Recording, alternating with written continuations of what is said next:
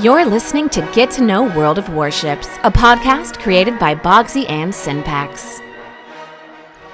Welcome back to World of Warships, everybody. Nothing happened over the weekend of any note, obviously, right, Borla? Maybe something? Maybe something. What happened, Borla? I heard Flamu is no longer a content creator. I'm waiting for that to be verified. Flamu was ejected, but not as a content creator, as a community contributor. Yes. So I get my CCs mixed up. That's quite all right. So clearly, this is something we could talk about for hours. I would love to talk about it with Flamu. There you go. I said it. Go spam his channel. Tell him to come on the podcast. But Borla, a lot of people have been saying, why now? Why did this all of a sudden happen? And I feel like there's a very easy business explanation for it that you already stated to me, but you should probably tell our wonderful audience. Go for it. So I watched his video in his defense, and I do think the truth is probably somewhere in the middle at the end of the day. And Flamu's created a lot of nice content, but the timing issue that he mentioned, I think there's a pretty reasonable explanation for from a business perspective. With him being as big as he is, that decision wouldn't have been made in a day. It probably wouldn't have been made in a week, and it would have been discussed at many levels. So some of the activity that took place months ago, I think there was a tweet in January that was referenced as a reason. That decision could have taken a couple weeks to get to inside of Wargaming, discussed at various levels, and maybe had to be signed off on a much higher level. And the timing of when it was done would have been a separate discussion too. So you think about when anybody is fired or removed from a responsible or high level situation, there's going to be some thought put into it. It's going to be discussed at different levels. And even after the decision is made, sometimes there will be a discussion about, when do we do this? Should we announce it at a time where other things will be distracting or won't be quite as big of a news? And think about all of us, our employment experiences.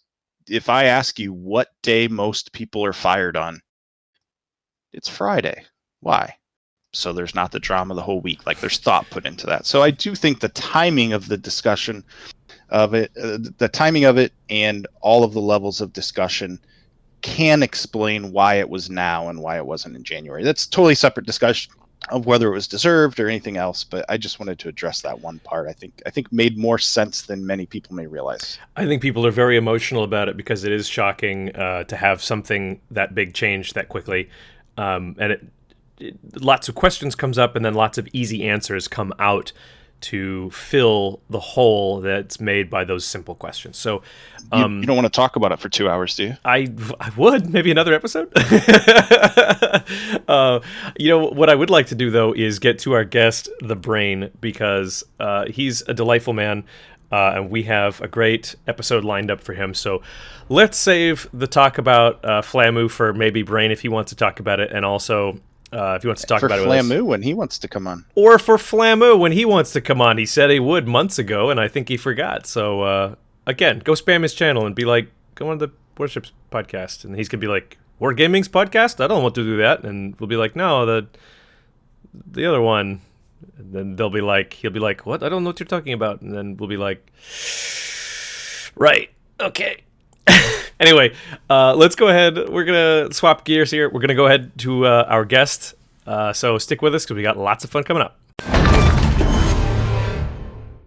Well, okay. I'm very excited about our guest today. And I know I say that at every single episode, but this time I actually mean it. All the others were lies. And I think I also say that every single time, but it was always a lie before. It's the truth now. Borla, let's welcome our guest from the creator, I guess maybe co-creator, we'll find out here in a second, of the Best of Twitch series on YouTube. Please welcome the Brain. Hello, Brain. Hello, guys. Thank you very much for having me. That was a very convincing introduction, especially considering I've listened to a bunch of your podcasts already, so... He's very charming. Very charming. I agree. Dashingly handsome, too, I like to say. That's all I have, fellas. That's all I have. I'm going to leave a very dashing, handsome corpse someday. Let me put it that way. Okay. Sorry, that was dark. Let's move on to... Okay, so, Brain, I first became aware of who you are and what you do sometime last year. I spent a lot more time on the internet because I don't know if you guys know this, but this virus decided to sweep the globe and put everybody inside. So my eyes were glued on a screen a lot more, and I came across your content, which is basically, it is the best of Twitch. What you do is you apparently take the most viewed clips off of Twitch for World of Warships, and you put them into a compilation, and you and others, you add your humor to it yourself through clever editing and fun editorializing, and you have... Yes. Yeah, it's just delightful. I loved it. So, needless Thank to you. say, my goal became, well, I want to get on it. So I tried really hard to make fun clips, and I've enjoyed it myself. And you have gotten on a bunch of episodes, and I think it was really deserved. Like the first ever clip that you submitted, I still remember. I think it was a Yes. Mikasa clip where you were shooting from both sides, and I was like, "Wow, this guy really has dashing charisma. He would probably leave a very charismatic corpse." So I'm not the only guy who still plays some Mikasa games every now and then, huh? Mikasa has a special place in our heart as a flag farmer, and I want to just say like a serotonin farmer as well. The world feels better when you get out there in a Mikasa and you watch your tiny guns go crazy. It's delightful. So, well, let's go right to it then. So I think I came in on like I found out about it on like episode 20 or something like that. How long have you been doing this? And I guess let's just go with how long you've been doing this, and I guess what made you want to start doing it in the first place. I always like hearing about that. Okay.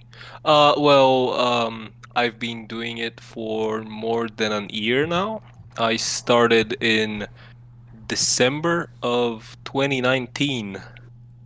So yes, it's been more than a year now. I'm pretty happy with how things have been going lately.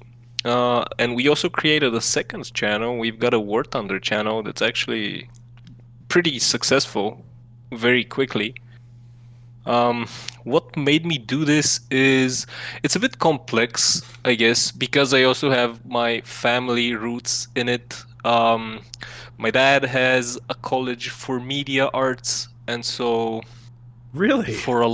yes, and I was convinced that I would become a movie director or something when I was in high school, and I was pretty involved with stuff like that. But when the time came to choose a university, I decided that it would be really boring if I just became a movie director, because when I had like a proper introspection, I realized, sure, I want to make films and stuff, but I'm really dumb. Like, there's nothing. There are no stories that I can tell, so I decided to study neuropsychology, and that's where the brain theme comes from, because I really like brains. Yeah. So you felt you were really dumb and went into neuropsychology. Yes, because I was wondering, well, what's the thing that's gonna drive the world in the future, you know? And it's obviously engineering and IT and stuff, but it's also a human world, so I kind of wanted to understand how humans work. And I learned a lot. Like, I'm slightly less dumb than I used to be back then, which is quite nice. Still pretty stupid, but Well, I guess aren't we all?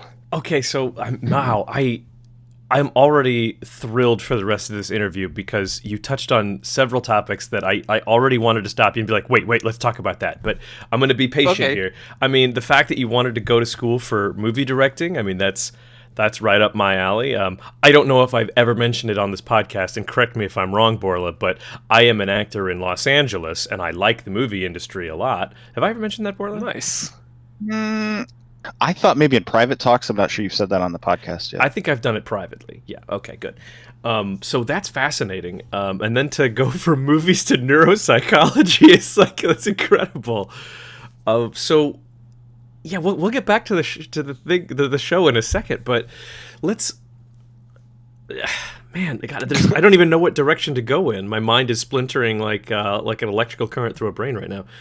Okay. Whoa. Well, Nice metaphor. Thank you very much. Let's do this because I want to ask you about I want to ask you specifically about how your avatar of the brain and your theme sort of influenced your Discord, because I liked the way you set up your Discord to sort of, you set it up with the concept of the way the brain functions works, which that's so cool.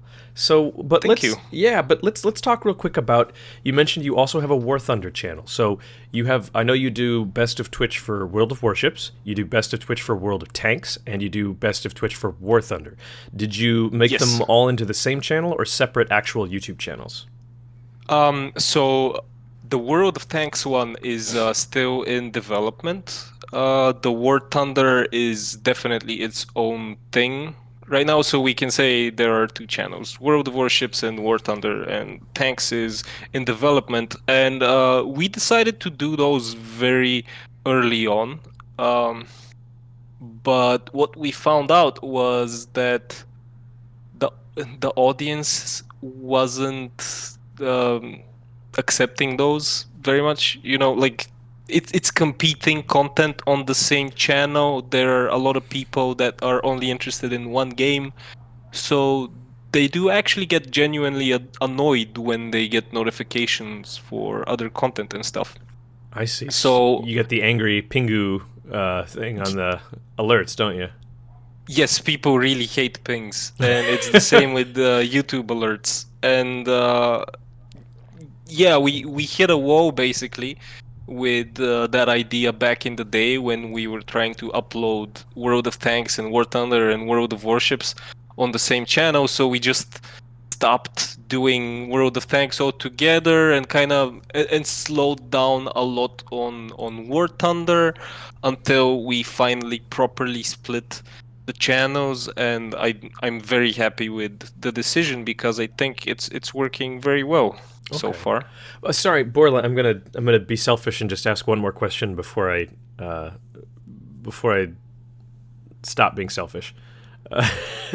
I've always wondered why people split their YouTube channels. They say, hey, I always kind of wondered why wouldn't you want all the same content or all the content to be under the same channel to sort of, I guess, bolster the channel as much as possible. Are you sort of saying that it was the split between World of Warships and War Thunder was done mainly because the audience didn't seem to cross over very much, and you thought it would piss them off too much if you kept crossing it? Well, I had evidence for it, and also the algorithm really hated it. Oh. And I'm a massive stats whore. If you want, I can finish the story of like how I decided to do videos. Yeah, please. It was basically I've always been a stats whore. I used to suck at mathematics in high school, but I fell in love with it, and especially statistics in university. And I wanted to pursue a science career, but I was basically too lazy. So I wasn't good enough to quite get into the like very exciting science stuff, like get a PhD, etc. And so I decided, okay, well, I'm slightly less dumb now, so let's do videos, I guess. And it actually took a long time until I got to the channel part because first I studied film management, then I worked in an animation studio for a bit, and I was lucky for the channel to kind of take off right before the freaking pandemic, and I decided to quit my job and do this. And then the pandemic hit, and I was like, "What the fuck?" But I continued doing the channel. Right. Wow, that's a little bit of good timing on your part when everybody's home watching YouTube a lot more to be able to have this and have. Was there a specific time that you think you kind of made it over the hump from, hey, I've got a few views and people are starting to like this, to, hey, I can really make something out of this where it can be what I switch my job or my income to? Yes, it was probably around the third best of Twitch video. So I was friends with Daniel Rusev before I started this channel, I didn't know him before he was famous, though, honestly. More like he was starting to gain prominence back in the day a couple of years ago. And so I was like, hey, this guy's from Bulgaria. I'm gonna say hi and I'm gonna tell him that I'm a film movie producer or whatever. And we actually did become friends, and we were in the same clan and we used to play a bunch. And by talking to him, I was inspired to kind of try it because I was really anxious until then. And so I did a couple of meme videos, posted them on Reddit. They were like, yeah, whatever.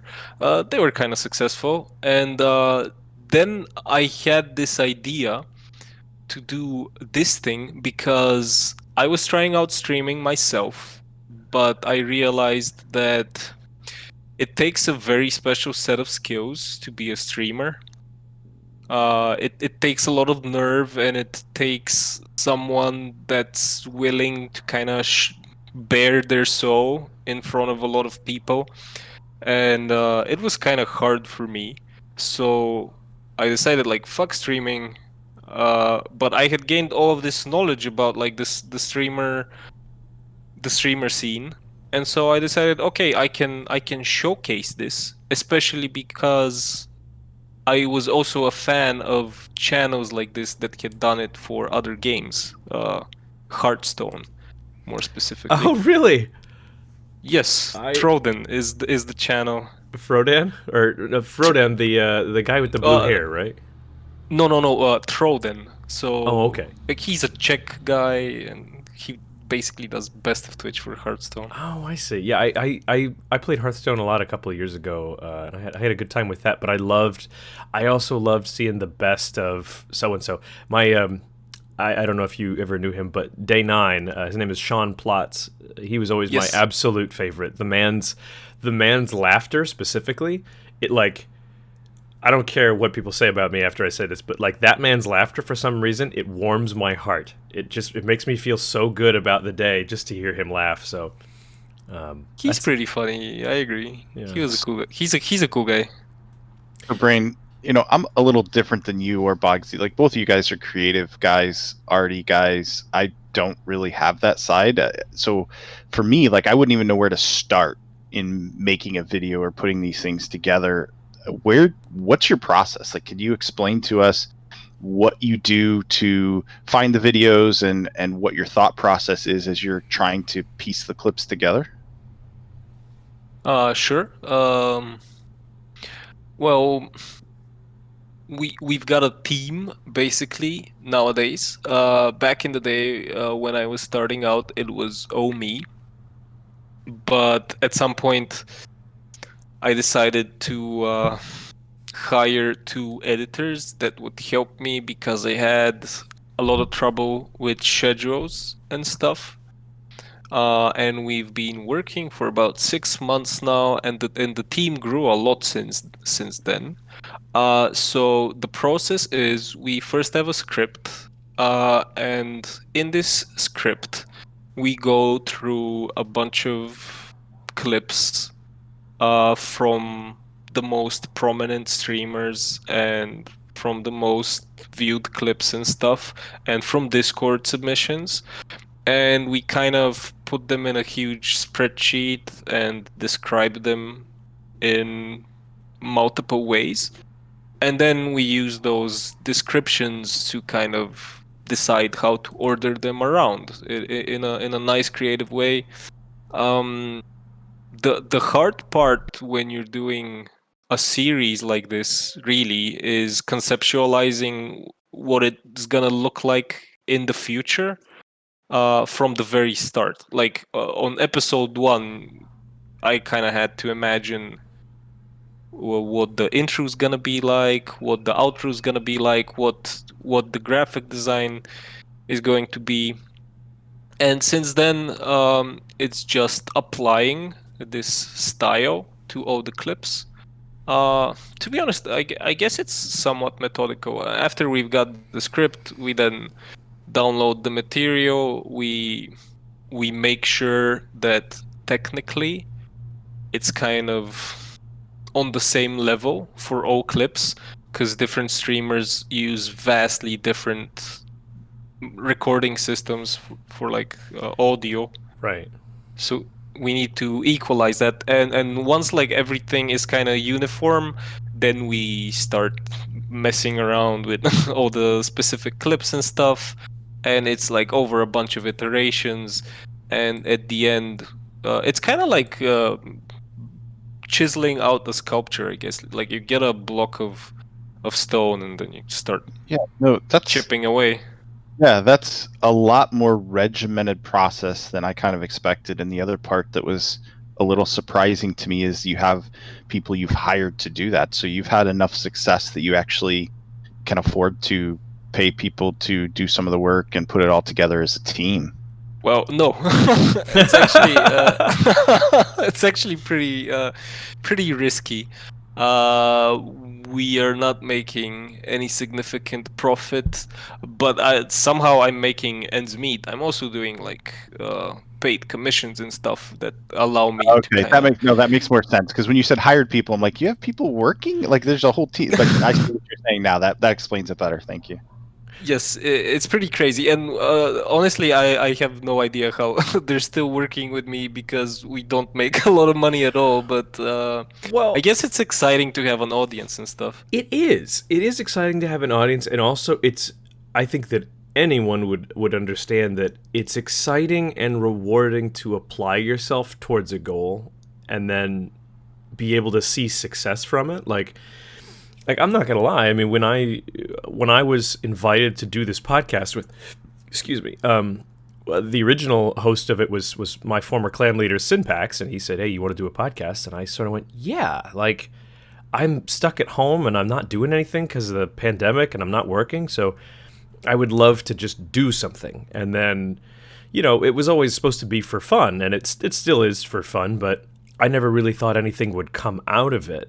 But to be able to create something, put a little work and effort into research and interaction with folks, and then put a little work into production, put a little work into marketing, and then literally you post it and you check it the next day and you go, "Oh wow, look at all those people." Yeah, look at all those people who actually gave a shit. Like there's a rewarding thing about that. And my issue is Brain got me all excited because he talked about hiring people in the team and all this stuff. And Brain, I've been doing this for I've volunteered a couple times to co-host early on, and then Bogsy a few episodes ago asked me to do it permanently, and I heard you talking all this stuff, and I was already writing down a list of demands for him to, that he was going to have to do for me to keep me doing the podcast. And then like this balloon was filling and filling and filling, and then you just stuck a needle in it when you're like, no, we're actually not. You burst Borla's balloon.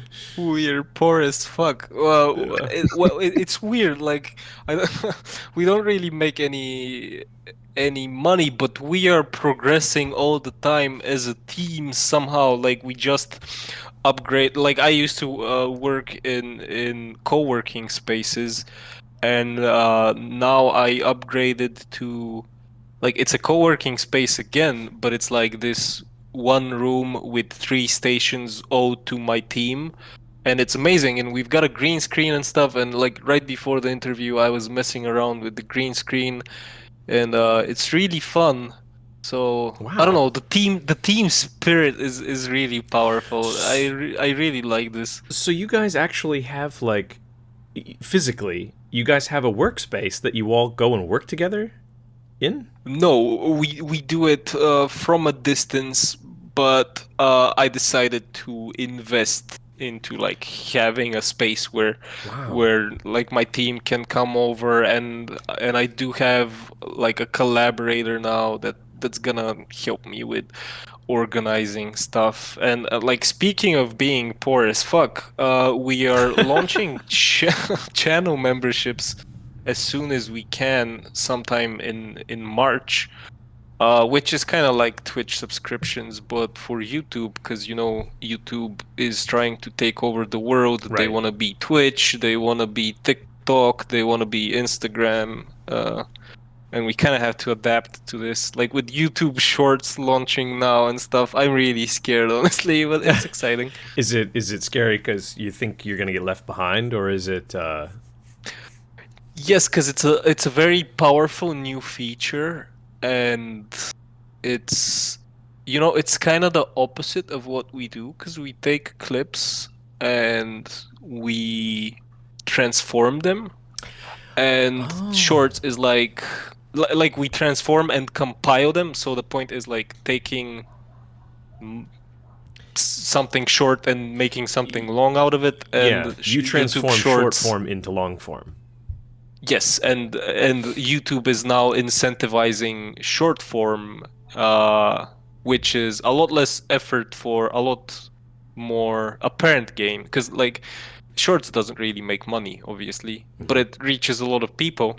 So yeah, that's something that I'm worried about. Sure. Yeah, I recall one of the things I thought about that was I noticed that, like for example, the most listened to podcast in the world is the Joe Rogan podcast, and Yes. or at least in America, and like Joe Rogan for the longest time put all of his full episodes on YouTube, but there were also literally channels devoted to just clips. It's called JRE Clips for Joe Rogan Experience, and he would just have clips of those, and they would get millions and millions of views, and Yeah. which that earns you some money on its own, but at the same time it also reaches out to a further audience in a way that a 3-hour podcast just doesn't. So I mean, Yeah, it's the exposure. As a consumer of those types of things, that's how I feel. I'm more likely to listen to something shorter, and then if it draws my interest, then I'll go find the long form of it. Before the pandemic, I spent a lot of time in my car and traveling and listened to a lot of podcasts and satellite radio and talk radio, and that's always been a thing I've enjoyed. And it's small clips like that pull people in, I believe. Yeah, it's very powerful, and I think that's what Twitch envisioned originally, and that's what it says in their terms of use as well. That like the point of clips is exposure. right. So it really does work that way, and like the aim of clips being exposure is also what kind of allows us to do what we're doing. So, a question for you on just what you were talking about. Your clips obviously show a ton of different people, and do you get much response from some of those content creators that you clip as to how they feel about being in it? Or do you think some of those guys get a pump when they get featured in one of your clips? How's the interaction with the people that you deal with that are in those? It's kind of complicated, honestly. So when I started it, like when I started it by myself at first, I was like, okay, I'm just gonna try this, and it might work out. And somehow it worked out. And actually, towards your previous question of when I knew that things would work out, I basically did a pilot that Daniel was super gracious of letting me test on his channel. So the very first episode of World of Warship's Best of Twitch is on Daniel's channel, and it got like 40,000 views or something. And so after this episode, I was like, okay, this can work. Like people like it, right? They didn't rebel. they didn't downvote the crap out of it. And so I started doing the next episodes on my own channel, and I was uploading them to Reddit. And it was the Puerto Rico dumpster fire fiasco. And that was my second episode, basically. And it got like 2,000 or 3,000 views in an evening from Reddit, which was a huge deal for me. I was like, wow, this is the real shit. And it actually got pinned on top wow. of Reddit. That The helps. World of Warships Reddit. Yeah, and that's when I was like, okay, this is this is gonna be a thing. Reddit's gonna pin these maybe, and it's gonna be amazing. And they actually stopped pinning them quite quickly. But by then it had gotten some traction on its own that like 10 episodes later, it kind of, like, you can say relatively that it went viral for its scale. And became organic. I mean, feel good about it, because you push your first video on Reddit and they pin it. I remember within a few episodes of me posting the podcast on Reddit, they banned me and prevented me. I think it was. I'll call them right out. I think it was. It wasn't Euro. It was. It was another name. Similar to that, but it was a guy who was one of the Reddit mods, who's a personality in the game, and he was like, "Stop posting your stupid podcast. Nobody gives a shit." And I was like, and they banned me. They banned me without any, they banned me, and they wouldn't give me a hearing or a appeal or whatever you call it. So I was like, all right, well, fuck these guys, and I just kept making them until finally. It got popular enough where they unbanned me and allowed me to start posting it again. Well, I was very fortunate, yes, but I've been stung by Reddit many times, to the point where I don't post them on Reddit anymore, because like at first they were digging it, but like after some episode they were like, okay, this is like we've already seen this. Right. Move on. Stop posting these. They started audience, disliking it. Yeah, so it was the start of it, but not really the present. I know absolutely nothing about marketing, but what I do know is that audiences are fickle, and just because they like something one time doesn't mean they're going to like the same thing. The rule in Hollywood is give me the same thing but different. That's the joke, right? Is give me the same thing but different. And so I suppose I would like to sort of talk to you about and find out from you how you market it, because you did just touch on it. But I also sort of want to know, you're up to 30. I'm sorry, I don't remember. Is it 38 now?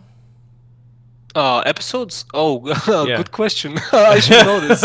Hold on, I think I could check really quick. I think it's 37. We are working on 40 right now. Okay. The last one that we released was 39. 39, okay. So you're 39, almost 40 episodes in now. I mean, what are some changes you've made? I noticed, obviously I'm part of your Discord, and I very happily, have donated to your Patreon because I really like what you do, and Thank you very much for this. And I will tell everyone listening that it's not because I want anything from it. It's because I really like what you do, and I like how you guys, I like the effort that you guys put in, and I would like to try and pay for that in some small way. So I encourage anyone else who seriously, I encourage anybody else who likes that. I'll just plug you right now. I encourage anybody else who enjoys their work, really consider going to find a way to subscribe, with a donation, like a monthly donation, whatever. It's the best thing you can do for a creator, truly, and it means an enormous amount. And with regards to this podcast, Anthony, I see you every month. I love you. You're a good man. So, what are some things? Thank you for this. Oh, my pleasure, man. I really, the reason we were talking to you is because we like what you do. So, this was, I thought, another way that I could help you in that regard. It also helps me. I think it might even help Borla. I don't know. Yes. Regarding this, we're launching channel memberships, which is a function on YouTube. That's kind of Google wants to be everything, basically. Right. And I do like their products. So they want to be Instagram, they want to be TikTok, they want to be Facebook, and they also want to be Patreon. So basically, join memberships is like something between the breed between Twitch and Patreon on YouTube, I guess. So that's what we're launching.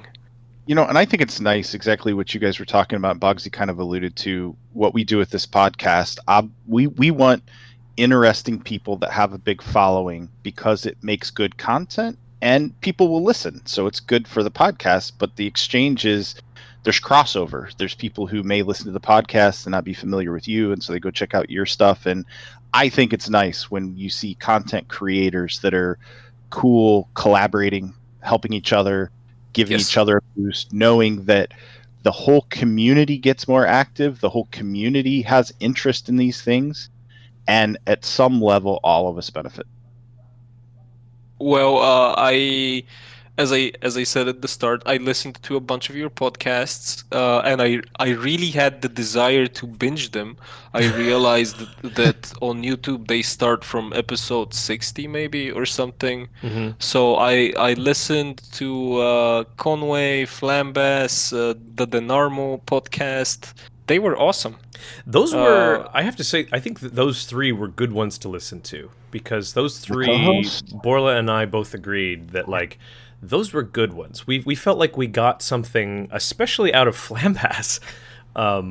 We got something out of Flambas that, you know, was really worthwhile, because we got a lot of what it means to do what he does, and what it means for your lifestyle, and what it means for your, you know, I like listening to him talk about his family and his wife, and like, they, you know, when I asked him to be on, he said, oh God, he says, that sounds fun, but I stream 6 times a day, and then I produce all my videos on the one day I don't stream. So it's like, he's like, I'd have to do it on the one day I don't stream. And he's like, I kind of don't want to do worship stuff. And I was like, yeah, fair enough, man. Like, I get it. But he relented, and he's like, but you know what, he said, it sounds fun, I'd like to do it. And we were really concerned that maybe he would be tired and he wouldn't want to talk, but dude, the guy had so much to say, and he was so passionate about what he saw was wrong with the community, what was wrong with making content, and how the difficulties. He had so much to say, and that was wonderful, because we could push him very delicately to you know, go further on things, and he would. It humanizes those people, because when you're doing something on Twitch or on YouTube, there are pieces of your personality that may shine through, but there's others that don't. And when you can just have a little bit of a long form conversation about general things. And Flambas, we ran out of time for the podcast and couldn't make the episode any longer. Bogsy had to go afterwards, and he hung out for like 45 minutes, 50 minutes with me, just talking about all of the same types of things on the we talked about the podcast. He was just a super nice, down to earth guy who, like Bogsy said, it sounded like he was a little leery coming in. Hey, is this going to be a big time suck and everything else? And then he ended up like just hanging out to chat and was a really personable guy. And I think there may have been some people who listened to that, and then it humanizes him some and makes people a bigger fan. I know it made me a bigger fan of his, just to be able to get to know him a little bit as a person. And I think guys like you, Denarmo, Conway, all of those people, if they can get humanized a little bit, and people can hear them when they're not exactly pushing their product, but they're just having a general conversation, that people like that, and it draws you. It's kind of like the same thing with any person who you don't directly interact with, but you're a fan of their work, an athlete, an actor, whatever. If you actually hear them have a real conversation with somebody and they seem like a down-to-earth, reasonable person, then it makes you a bigger fan.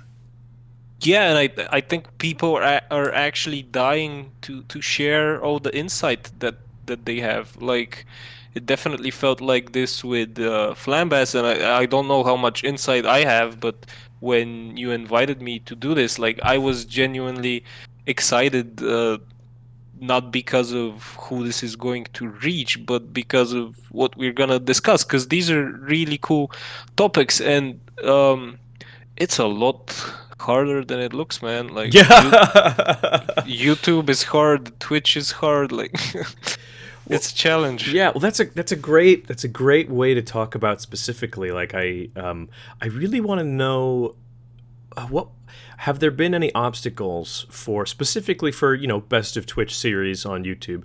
Have there been any obstacles where you sort of bashed your head against it and went, oh God, how am I going to get through this in the creative process for you? Yes. When we decided to do all 3 games, World of Warships, World of Tanks, and War Thunder, it was going well, and yeah, we were Jesus, didn't answer a lot of questions. I'm sorry that, like, I make so many segues and introductions and stuff. It's good. It's good. We want that. But basically, regarding the question of how we get permission to include people in this, as I said, it was complicated, and it ties into this. So at first, I was like, I'm gonna take the chance, right? And it just worked out. People liked it at the beginning for some reason, which I was very fortunate for. And then as it started becoming bigger, people just wanted more and more people just wanted to participate. So for most, it started being flattering to kind of include them. And that's always how I've thought about it, like looking at streamer rankings and stuff, and I'm thinking, okay, who has been doing great this month? Like, who haven't we seen yet? And it's kind of hard because there are a lot of streamers and not a lot of time to juggle. Like, Sure. episodes are not that long. I had an episode that's like 42 minutes long, but Jesus, I'm not doing that again because it was hard. That's so long. Yeah, it was 42 minutes and 42 seconds long. They're normally But about anyway, 15 to 20, right? yes, and we would like to make them shorter than 15. So 10 to 15 is our aim right now. Regarding our toughest moment, it was when we decided to do the 3 games, because I decided to do my homework and be like, okay, for these new games, I'm actually gonna go contact all of the streamers that we're gonna include beforehand, and release it. And so I did this. Some of them didn't answer, but I was like, okay, I've contacted them, so we're gonna release it anyway. And we did, and one of the guys was like, okay, no, I don't really want to participate. And I was like, oh, sorry about this. Like, we can remove the clip. And he was like, no worries. And he just did a copyright strike. Oh, cool. And a copyright strike is different from those automatic copyright like notifications The that music YouTube ones does. or something like that, right? Yeah, because those are just automatic. But in this case, it's like this person indicates to YouTube that they want to take the video down, and it kind of penalizes you right away. It kind of gives you a black, like a black mark or something, and you only get 3 of those offenses. And if you get 3 strikes, they close your channel. Wow. And so I was like, fuck. And then simultaneously with this was for War Thunder. Simultaneously with this, I found out that the biggest streamer for World of Tanks, who's Quickie Baby, and who I couldn't contact, he's really against his clips being used. Like, he copyright strikes very aggressively. So I was like, okay, we gotta get these videos down before he sees them. Before Quickie Baby destroys us. I've watched a lot of Quickie Baby. He's, I mean, I would say he's probably one of the most successful content creators, if not the most successful content creators of wargaming material that there is. I mean, and maybe this is the way to segue. I would say maybe the only other person close would be Jingles, or Flamu, or Flamu, or yes. Flamu. So Elephant, who? Right. So Elephant in the Room. Obviously, yesterday. I don't know what day you're listening to this, but today's the 2nd of March, and yesterday it came out that Flamu was removed from the CC program by Wargaming. Which honestly shouldn't come as a shock to most people. He's been pretty critical of the game company and has publicly run afoul of the is it EULA or terms of service, Borla, that would regard super testers and community contributors. I mean, it could be the NDA. There's lots, but yeah, the probably terms of service for the CCs. If the things that I heard specifically were the stat shaming in some of his tweets that that were the issue that they officially said is why he was let go. Yeah, I mean, anybody who's hearing this and is feeling rage on Flamu's part, that's totally your prerogative. Although I will say that he's been getting knocks and black marks from them for 2 years by doing these things, and they finally just sort of went, all right, that's enough, I guess. So I'm curious, Brain. I was kind of shocked. It's just shocking. It's shocking whenever a major, I guess like a power player, I want to say, you know, a person that makes stuff happen, when some part of their status changes, it's shocking. It's true. Now I realize that he's a huge part of your clips because he's arguably the most watched World of Warship streamer. I don't know. I don't want to put you on the spot or anything like that and say like, well, do you think this was justified or not? But I mean, do you think it's gonna affect your product at all? Yeah, undeniable that like Flamu and Flambass and like just the big names, Mr. Gibbons, like are the highlights of the videos. It's not a problem to discuss this. I actually yesterday, right as it happened, I made a community post asking people what they think about it, and they were overwhelmingly outraged. But that also makes a lot of sense because there's a lot of overlap between Flamu's audience and the people that watch Best of Twitch, Sure. naturally, because there's a lot of Flamu in it.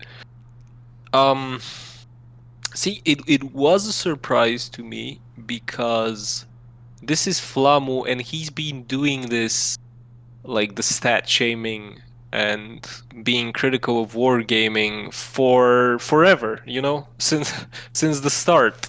So something must have triggered them, and he actually had his own, like he uploaded a video explaining the situation right after it happened, and his reasoning was that he must have ruffled some feathers with some of his recent comments, and those were basically he kind of attacked the credibility of them buying out COTS, I guess.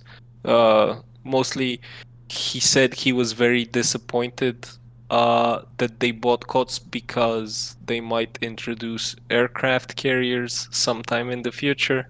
So that was one of the tweets that apparently they used as a reason to take him off the program. So I don't know. Interesting. It's an odd thing because when I obviously, you know, he's got a lot more experience at the game than I do. He's got more experience being a community contributor than I do. He's got more experience being a personality out there to be consumed than I do. But maybe, I don't know, maybe this comes from the fact that my dad's a lawyer, and he really raised me to have very hard boundaries on obligations. So, like, when you agree to be a community contributor, you're entering a partnership, and I can say that they really do treat it like a partnership. You agree to a certain relatively short list of things you agree not to do to remain as a community contributor, and in return they give you something what I would say is of enormous value, which is access to stuff before everyone else. And if you're if you're a content creator, especially one who makes ship reviews, this means that at best you can release a video day of release of the new content of the new ship with expertise on it. You can be one of a tiny handful of people who has something valuable, which is experience in a new boat that everyone's about to possibly get. And then if you're someone like Flamu or Flambass or a few others, you even get to release that content before it's released. I'm not, for example, I'm new. I'm not allowed to release content on something before it's released. I don't think they are either. Wargaming, I know from... I remember when Daniel became a CC, and right around then, Wargaming decided to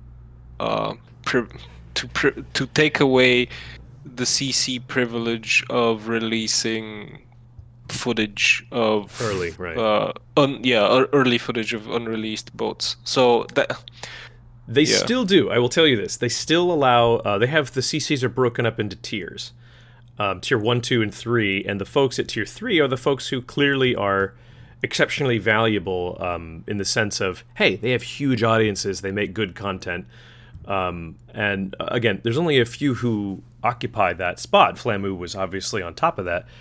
And they were allowed to periodically, it wasn't across the board, but periodically they would be given the opportunity to release reviews before the content was even out yet.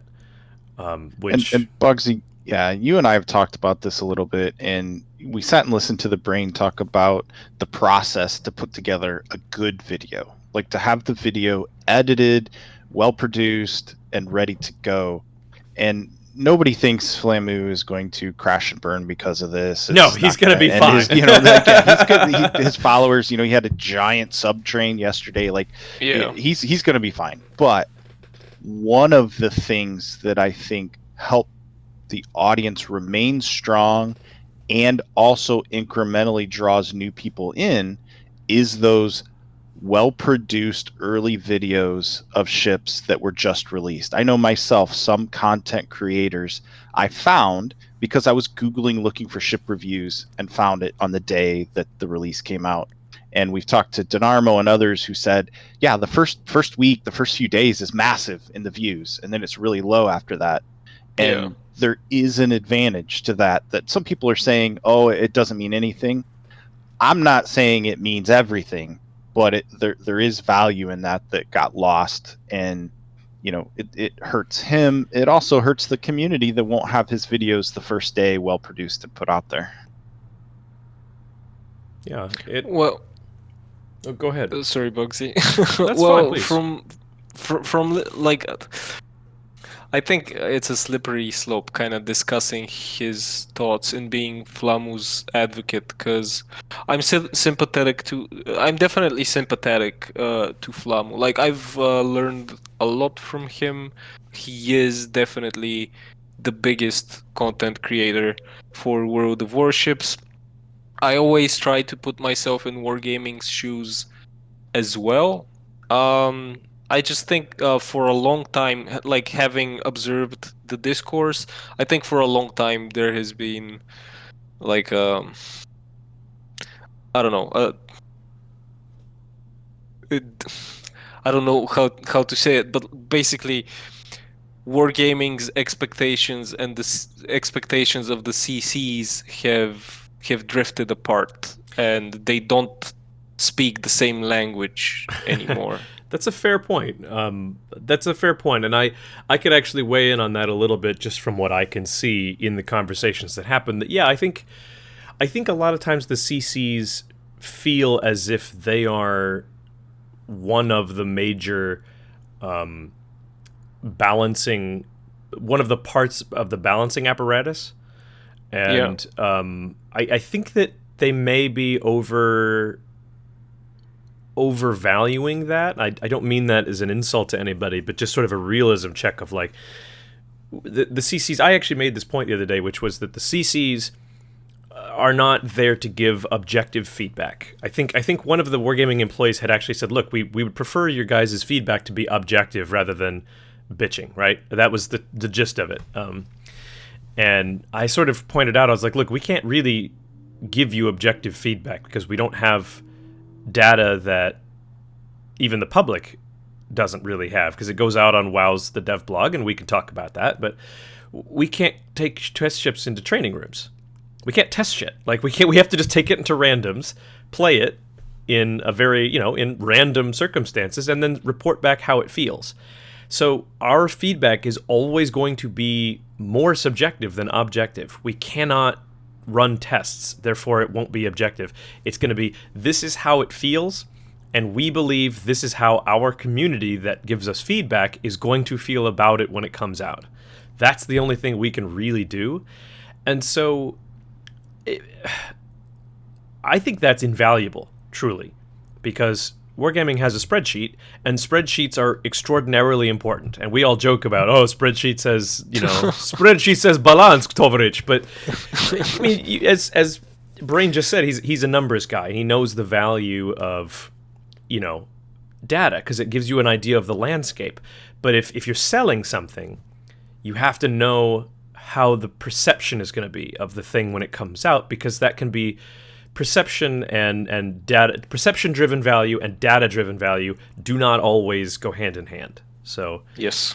I think that you're absolutely right, Brain, about there is a disconnect between what the CCs think their job is, what Wargaming thinks the CC's job is.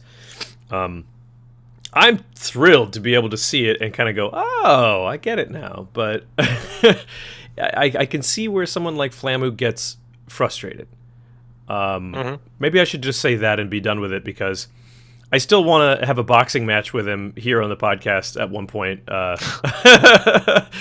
I really do wish you this, to have Flamu on this podcast. It would be an amazing thing to listen to. I invited him months ago during COTS, and before COTS, and then he messaged me in the middle of the night, right before COTS started, because he was casting and I was casting, and I had pointed out in the COTS Discord that I ran into a technical issue. So he messaged me and he's like, "Hey, did you get that fixed?" And I was like, "Yeah." So I walked through it with him a little bit, and he was real friendly and all that.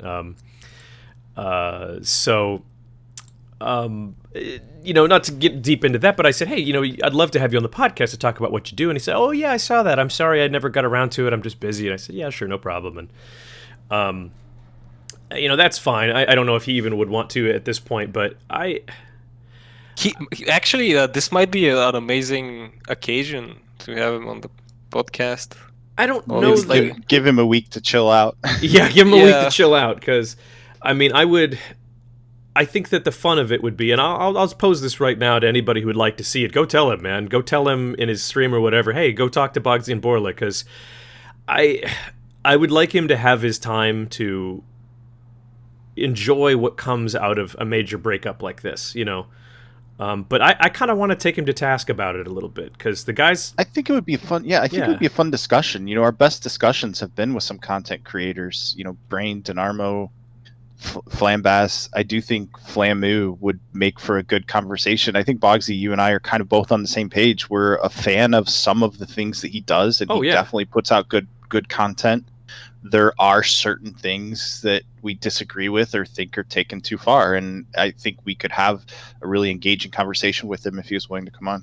Yeah, I'm not. I'll just say it right now so that no one's surprised. Like, I want to challenge him on some stuff about being a personality figure, and a big popular personality, I suppose I should say.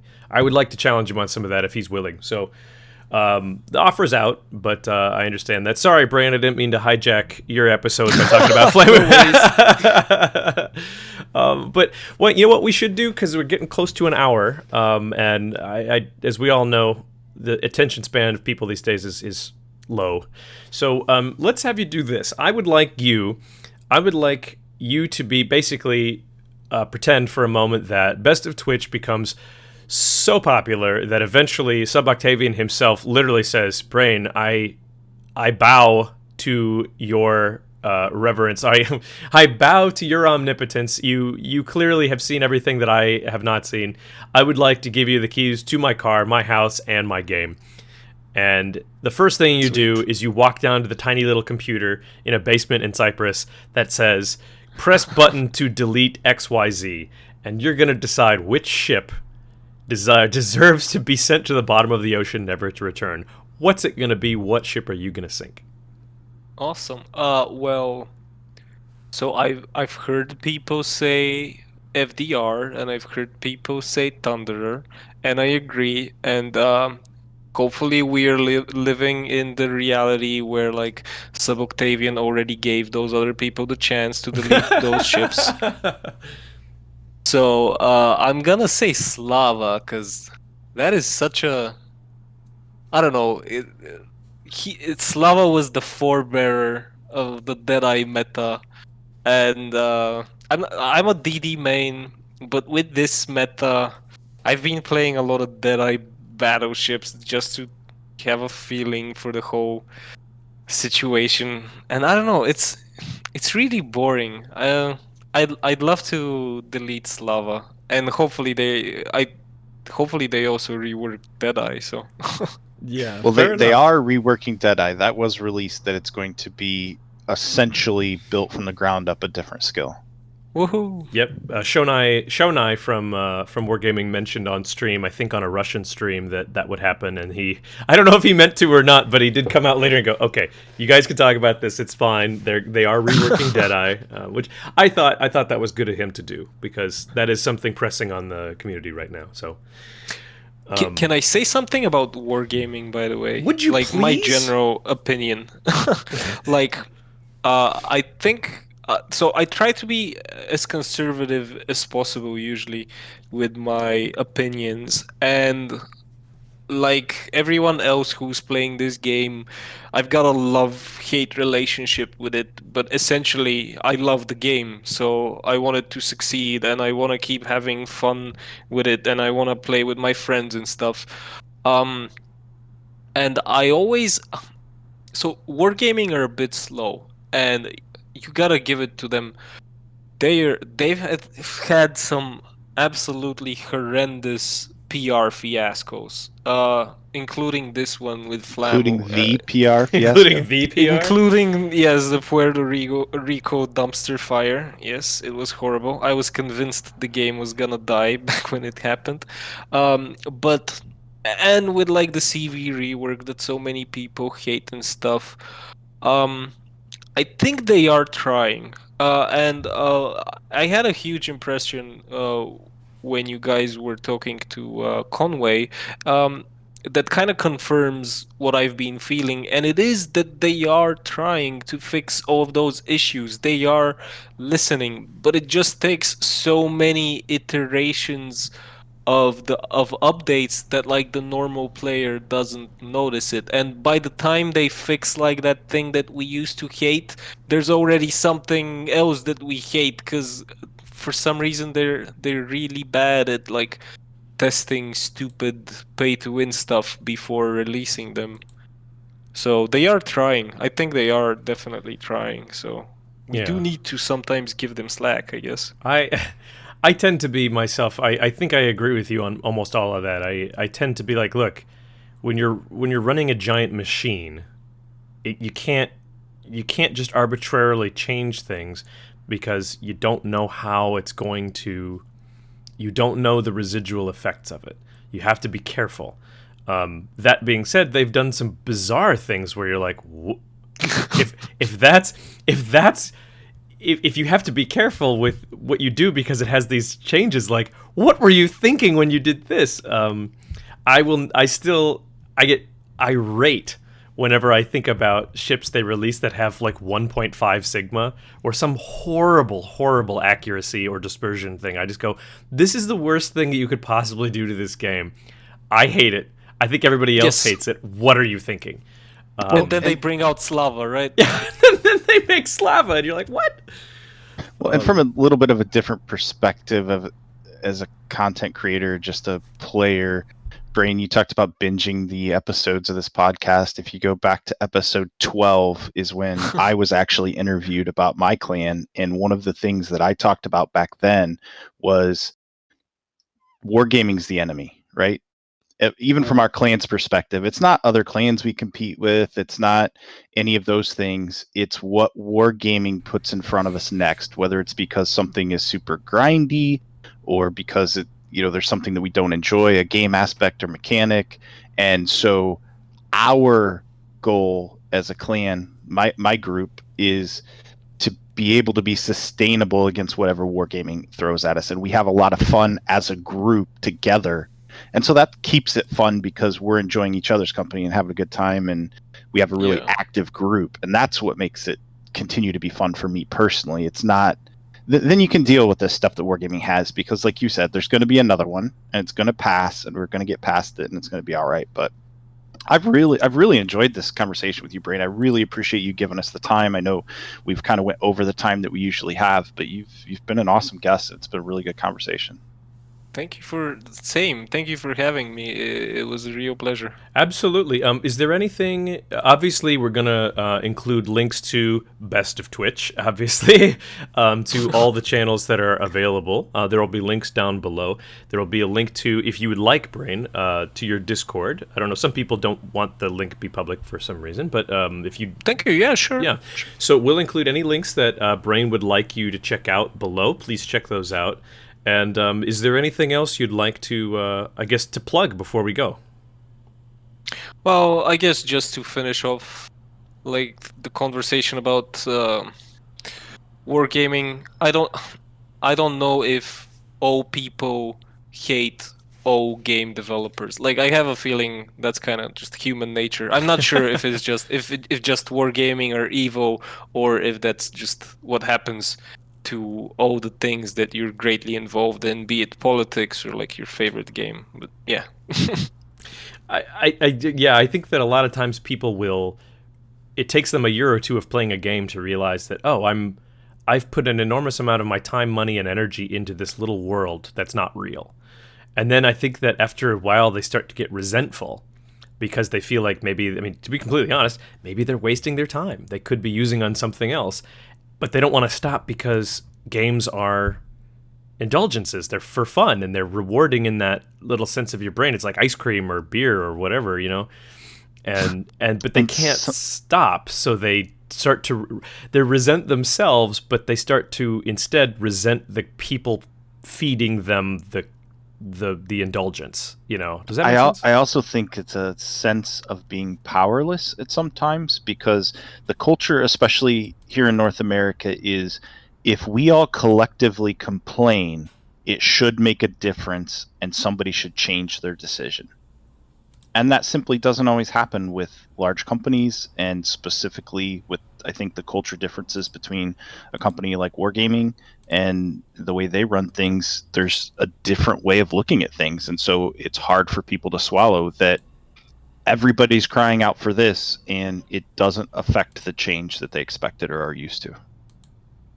Yeah, that makes sense. That sounds pretty apt to me, man. Yeah. Well, it's been just over an hour. Thank you to everybody who's been listening. We try not to go over an hour just because, I don't know, arbitrary boundaries are arbitrary, I suppose. But, Brain, again, this has been an absolute pleasure. I'm so glad that we managed to get you on to come talk to us. It was great to know about your history. I'm sorry that we didn't get back to talking about why film wasn't, you know, why you didn't continue with film, or neuroscience. I didn't even get to ask you really about your Discord. I'm sorry about that. Oh, no worries. So, but please, folks, if you haven't yet checked out Best of Twitch on YouTube, please go check it out. It's a great series. It's a lot of fun. If you are someone who likes Twitch streamers, you'll get introduced to some new ones. You'll see hilarious moments from ones you're probably familiar with. There is nothing quite like listening to Mr. Gibbons laugh and spike his mic. It's the funniest thing. Like, it'll brighten your day. So I encourage you all to go do that. And Brain, thank you. Thank you very much for being here. Thank you for having me, guys. No problem. Thanks, everyone. Enjoy the day. Yeah, we'll see you guys next time on Get to Know World of Warships.